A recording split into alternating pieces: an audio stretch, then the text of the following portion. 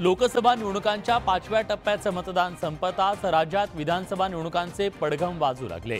या निवडणुकांच्या तयारीसाठी अजित पवारांच्या राष्ट्रवादीनं आघाडीनं घेतली आहे। मुंबईत सोमवारी राष्ट्रवादी काँग्रेसचा मेळावा पार पडला। या मेळाव्यात राष्ट्रवादी काँग्रेसनं विधानसभा निवडणुकांसाठी तयारीचे संकेत दिले। मंत्री छगन भुजबळ यांनी विधानसभेच्या जागा वाटपात अजित पवारांनी आग्रही भूमिका घ्यावी असं वक्तव्य केलं। मात्र भुजबळांच्या वक्तव्यानंतर भाजपमध्ये नाराजीचा सूर पसरलाय।